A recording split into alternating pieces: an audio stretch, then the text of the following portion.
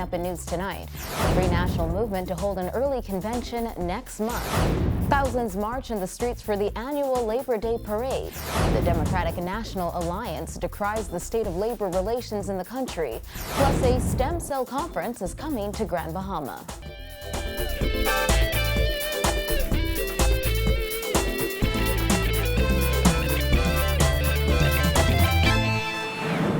Again, thanks for joining us.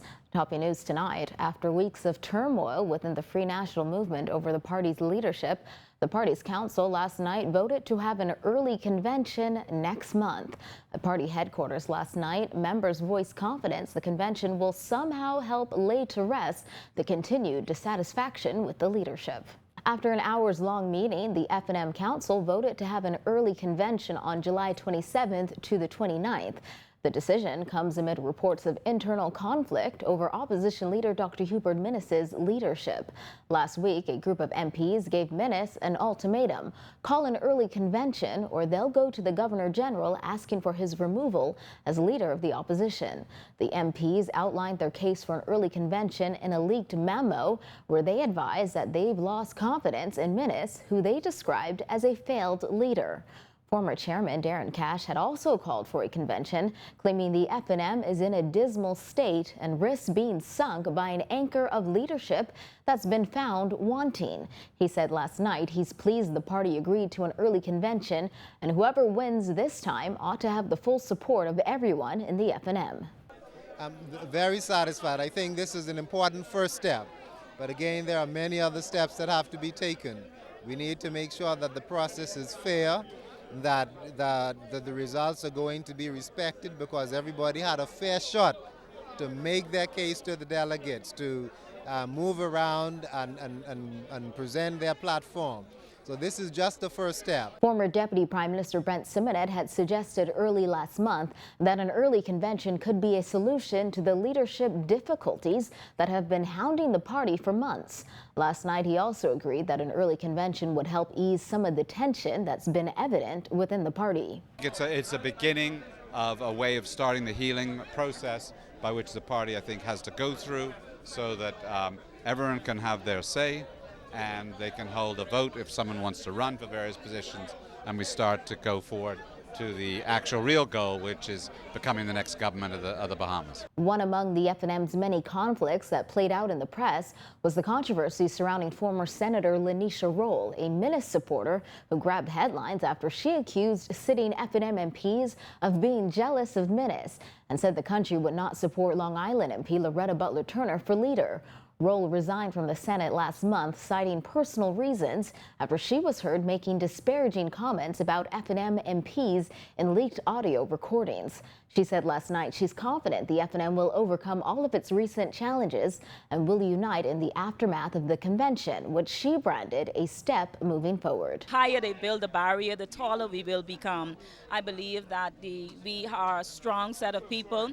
This is nothing new to the party. The party has been through challenges before and has come out before, and it simply will make us stronger and it will take us higher. Roll said whoever emerges as party leader at the convention will get her full support. No matter who wins at the convention, I will support. I'm a Free National Movement member, and I just support whoever is duly and properly elected.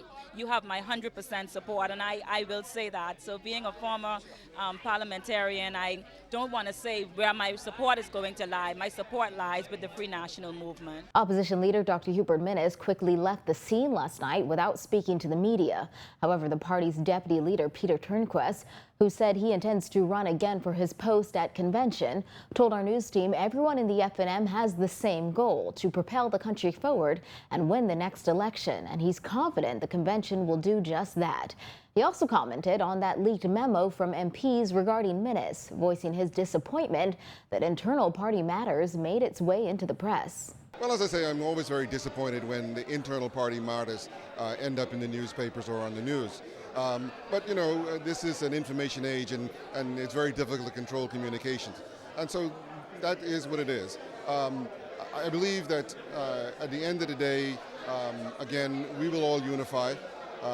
We will all coalesce around a vision and move this party and this country forward. Turnquest added, although many may have been expecting the council meeting to get heated, it went well. A lot of people were expecting an uproar, but the meeting went very well. I think that people were very mature about their differences and their opinions.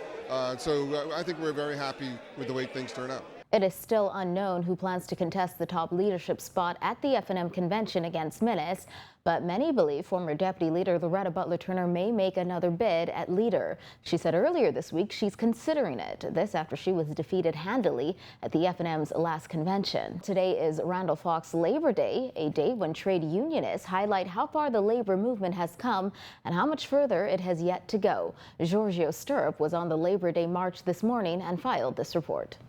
Political parties, trade unions, and Bahamians from all over took part in today's Labor Day march.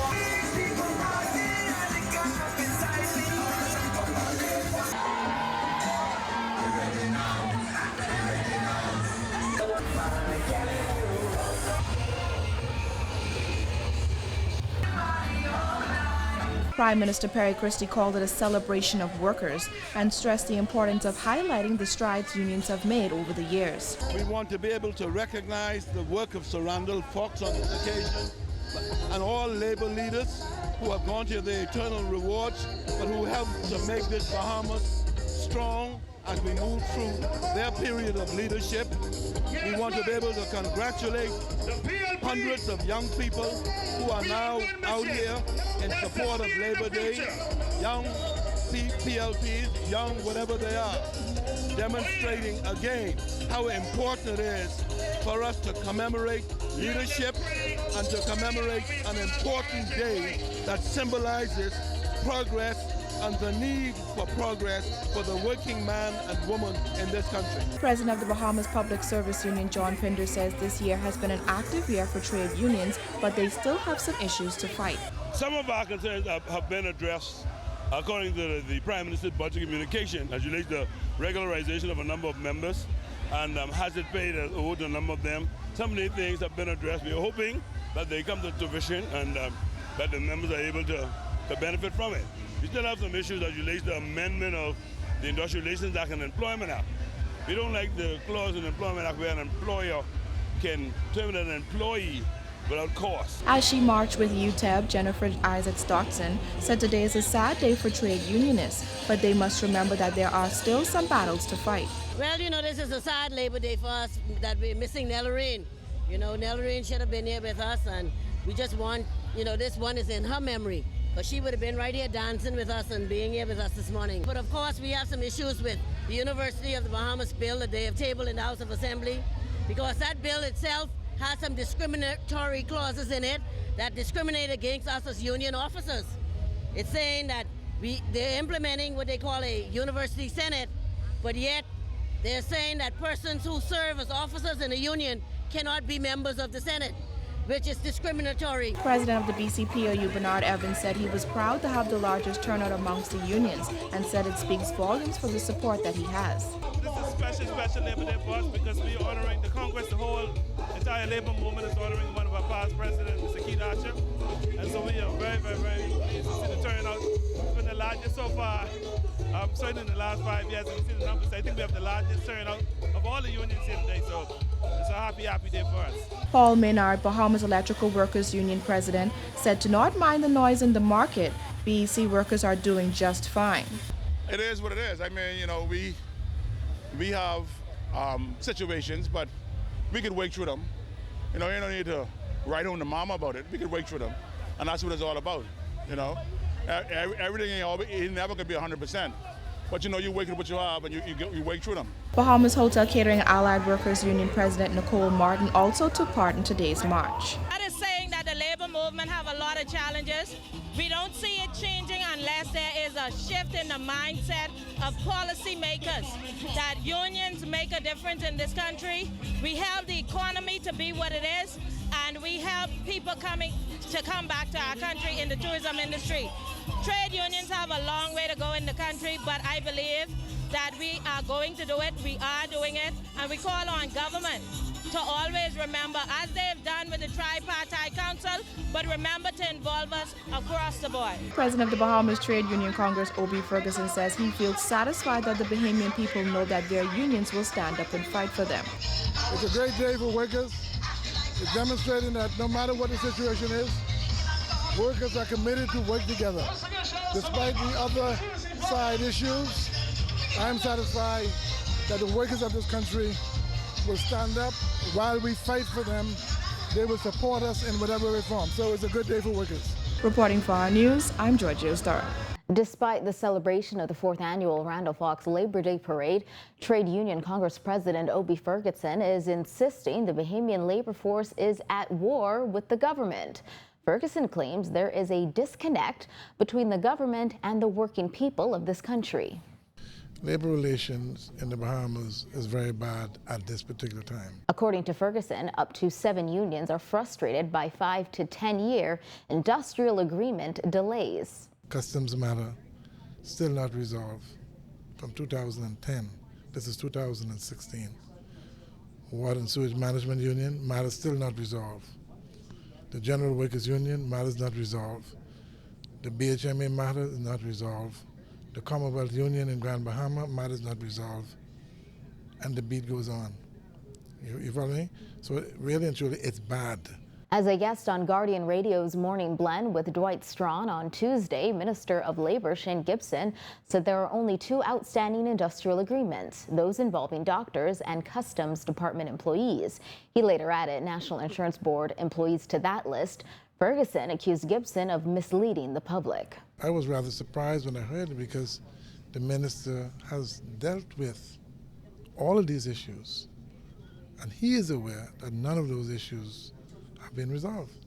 So when he said 2, I couldn't quite understand. Democratic National Alliance leader Granville McCartney voiced his dissatisfaction with the state of labor relations in the country at a press conference earlier this week, where he hit out at the Christie administration's record on the matter.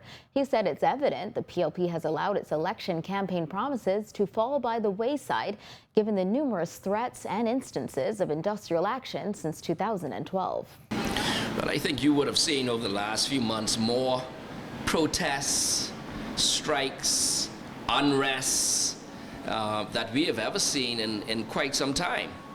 And that is basically because we've seen where the government has refused to talk, to negotiate in good faith, notwithstanding the promises made by the government, and in particular this administration prior to the last general election. The government seemed to have allowed those promises just to fall by the wayside. McCartney said since the establishment of the labor movement, successive governments have refused to grow and adapt to the needs of the working populace. And despite agitation from unionists, the government has not incorporated ILO conventions into local laws. Chief among them, a convention which ensures that workers have the right to join the union of their choice. McCartney said, although we observe and celebrate Labor Day, we must not become complacent. Over the course of many months and years, we have seen the labor movement suffer setbacks from blatant government manipulation and politicization of the country's public sector and its workers, to an apparent lack of will in reforming the public service. This and previous administrations have shown a complete disregard for the contributions which hardworking Bahamians made to and continued in connection with the development of this country. What more, McCartney said job availability, a proliferation of work permit approvals, and inefficiencies and delays at the Industrial Tribunal have also proven to be issues. These conditions have created what is without doubt the most contentious labor movement and environment, I should say, our country has seen in more than 40 years.